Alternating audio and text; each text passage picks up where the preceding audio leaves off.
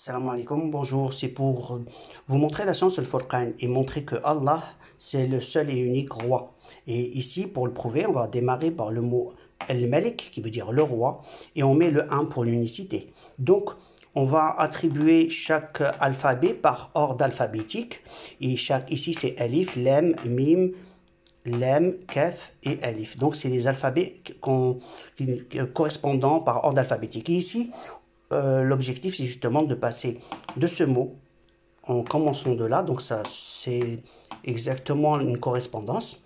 Et on va trouver le mot Allah. On y va. On sait que on va mettre les unités et les dizaines.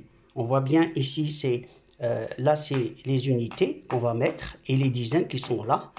On va les séparer, ce qui nous donne ici exactement, si on devait le lire, on va le lire comme dans ce sens. Voilà. Exactement les mêmes valeurs. Donc, qu'est-ce qu'on va faire ici? On va utiliser le 4, le 3, le 2, c'est là la clé, c'est une clé. Et on va utiliser le 0, 3, 1, 1.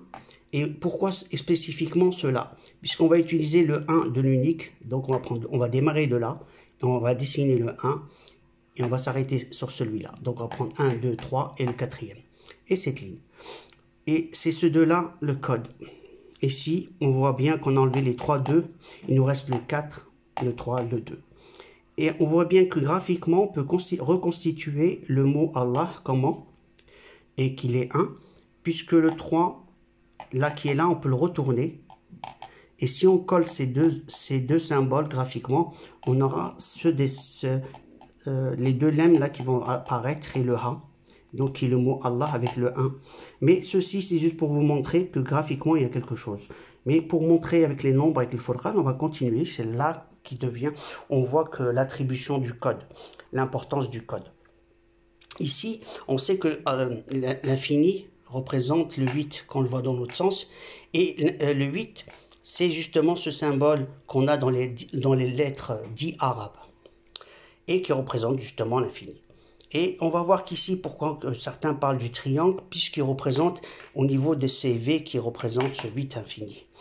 On revient à là. On avait parlé du 4, 3, 4, 3, 2, c'était la clé. On se rappelle, on remonte, c'est bien le 4, 3, 2. Et ici, je rezoome, c'est le 0, 3, 1, 1. On revient. C'est les deux clés qu'on a fait. On voit bien qu'on a ici, on va utiliser le 0, 3, 1, 1, c'est ce qu'on avait dit. Et ici, c'est le 4, 3, 2. On va rajouter le 0 à la fin. On commence par le sommet. Donc, on fait comme un triangle. On commence par le sommet. C'est le 4, le 3, le 2. Et il va nous rester le 0. Donc, pour m'exprimer au niveau du code, ça donne ceci. On utilise les deux codes. Donc, on fait ces deux-là. Et puis, on revient là. Voilà, comme ça sera plus clair pour certains. D'où le 0.